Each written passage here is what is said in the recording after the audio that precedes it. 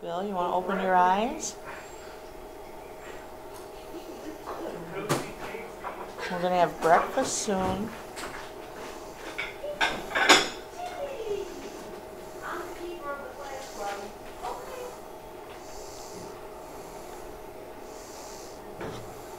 Bill is one of the people, and he is an end-stage dementia person with brittle diabetes, and he is on hospice, and he spends most of his day pretty disconnected from the world around him. His world becomes totally different as soon as the iPod is put on him. And as you can see in the scene, until that iPod is introduced, Bill is pretty much disconnected from all of the outer stimuli, even when somebody's trying to connect with him. Bill? Thank you. Bill? I'm going to put your music on, okay? Are you alright, Ray? Chilling?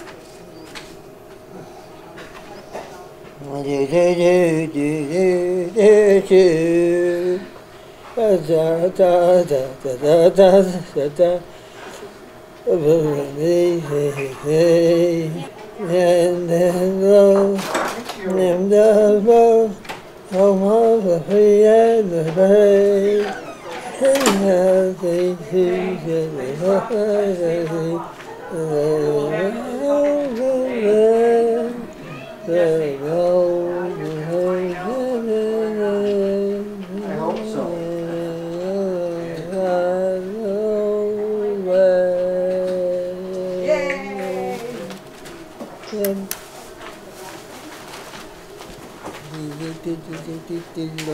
You like it?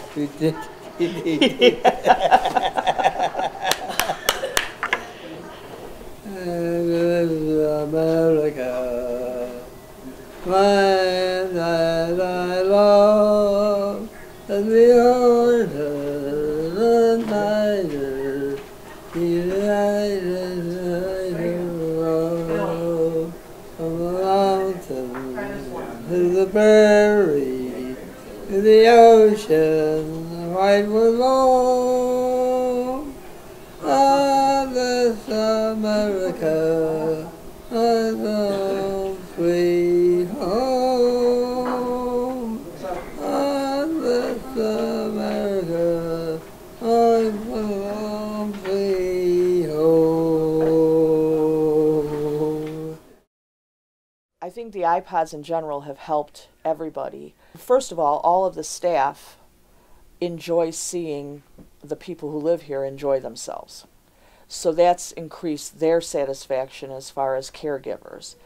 Secondly, when they're giving care, a person who is in a happier place is easier to give care to because they're not having the same behaviors or reactions if their mind is engaged in something else. So the iPods can also be there during times of care, which are always the hardest times of day for people, because those are the times when you're having very personal things done to you and they're not as accepting. So it does help the CNAs. Activities, it helps for those people who don't generally like to attend large group or small group activities and tend to be more alone. It helps them to feel that at least each person is touched in some way every day. And for that person, it's very individualized and it's touched in the way that they're accepting of it. Not every single person who comes into a facility wants to join bingo or ball toss. To choose the music for every single individual, I first contact the closest family member and ask them to make a list of songs that they're aware of that their loved one would be interested in hearing on a regular basis. And it's been a wide variety. Some people have all religious songs, some people have all 50s songs, some people have a variety of songs from different venues. If the family member is not all that interested in being involved or doesn't get a list back to us and there's somebody that we think would benefit from having the iPod, we tend to gravitate toward their age group and songs that they may or may not have listened to. And we also have a musician who is on our activity staff who plays a variety of music, and any time that a patriotic song is played, Bill would roll on over and immediately start singing. So we knew that that was going to be what he needed to have on his iPod. God bless America, my home, sweet home.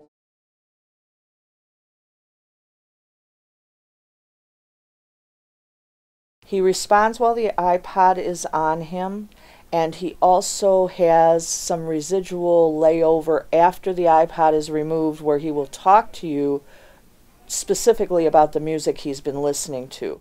You enjoy that music? Oh, sort of. Sort of? I think you're pulling my leg. I think you love it.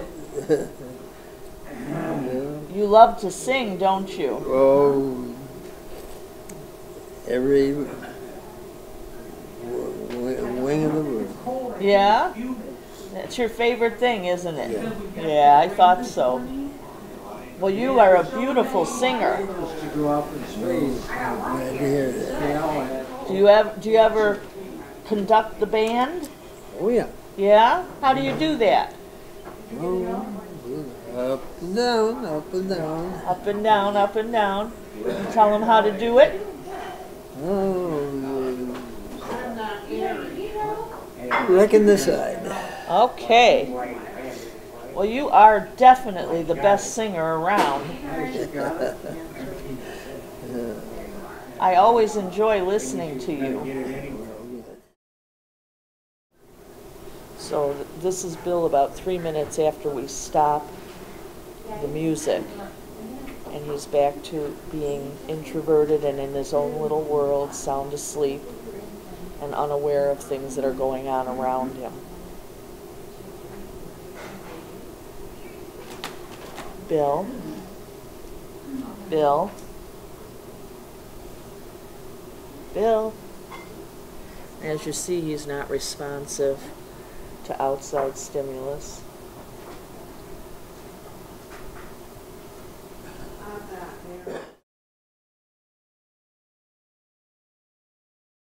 I'm hoping in the future that we can see some correlation between the music therapy through the iPods and the reduction of especially psychotropic medications. At this point in time, the project is so new and we've just started implementing it that we haven't had enough time to really decide on what would work best for any particular person.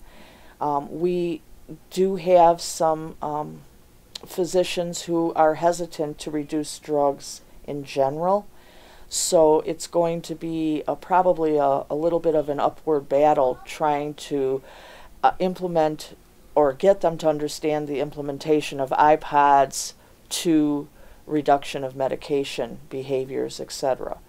We do see people who are wearing the iPods having more affect, being more involved, and when you leave them on their own, they'll go off and sit, and you can see the smile and the head bobbing and the connection to what they're listening to.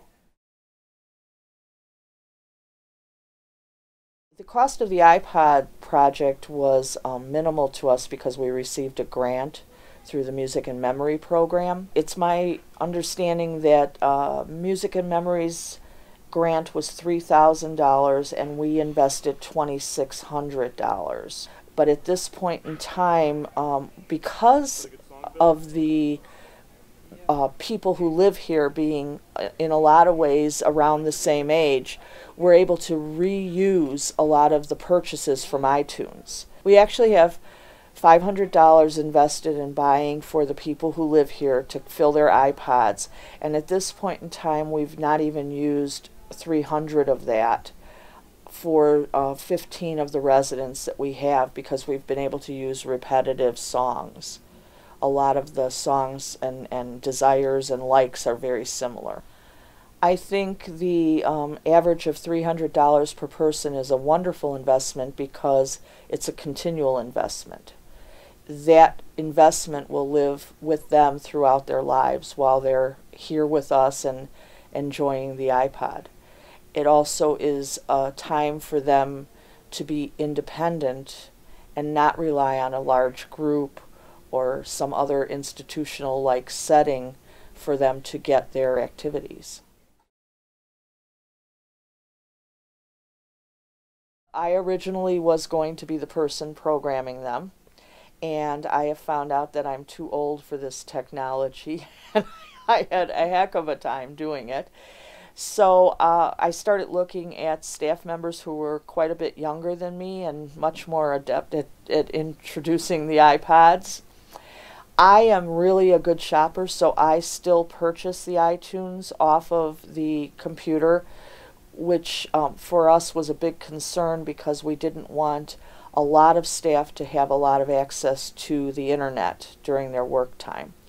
And then once the iTunes are downloaded onto our purchase list, the young people get together and download them into individual playlists. It's actually an activity person who does the iPod transfer, and it originally was a lot of time. The initial investment of time was probably 4 to 5 hours of just learning, and then after that you can download an iPod in about 5 minutes.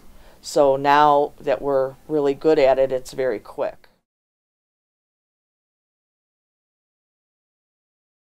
Not everybody's going to have the extreme reaction that Bill has, but when you can see a smile on somebody's face, or you can see them responding in some way, or just being calmer overall, that the benefit is there.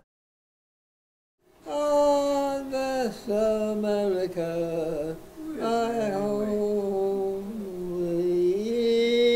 sweet home. Keep it up.